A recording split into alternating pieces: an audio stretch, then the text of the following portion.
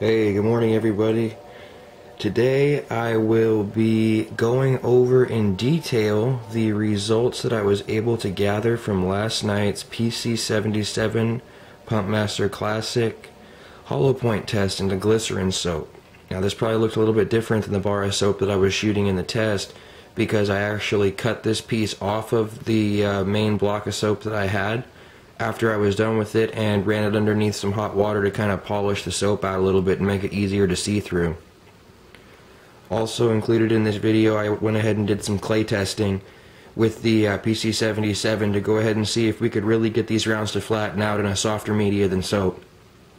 Going over that a little bit later. In any event, let's get started. From left to right, you will notice that there are, hold on, let me fix my zoom real quick. There are two of each round that have been fired into this piece of soap. The two on the left are the standard tried and true Crosman destroyer. The two in the middle are red fire pellets by Gamma that have had the red ballistic tip removed. And the third is the Skenco ultrashock hollowpoint. Skenco is actually the company name on that. It's not like a type of pellet or anything like that. It's actually the brand name. Skenco is the brand name on that. You see, the destroyer peeled the cup back and turned into a pointed pellet and continued further than any of the other pellets in this test.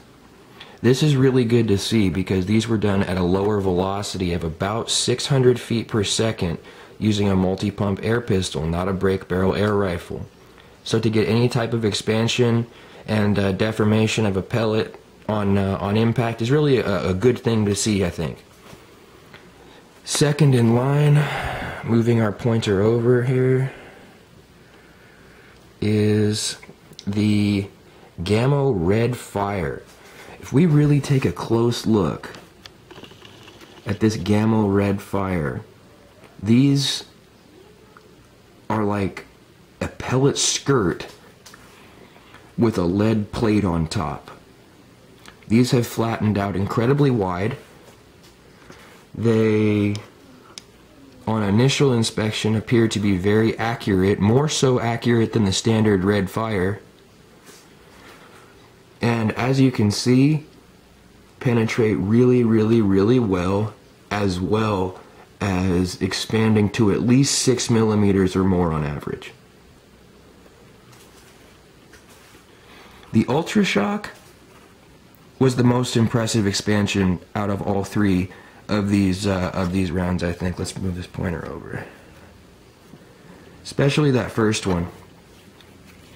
This first round here, you can just see it's a skirt, and then there is this huge hollow point cup that has been formed out of this pellet.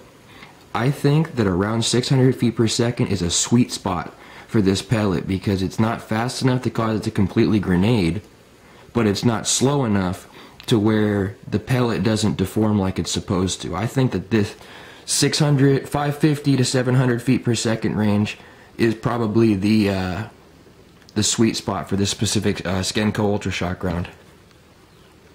I know from other testing, out of my big cat, this Skenco won't hold together at all. It turns into a bunch of different pieces. You can check out my other videos and see that.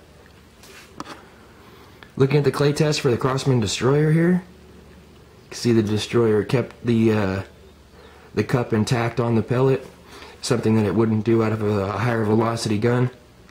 See, it penetrated really well, had good initial impact and shock.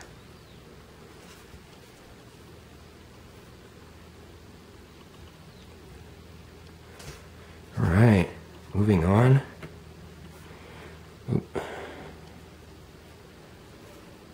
The Red Fire with no tip. And you can see from that convex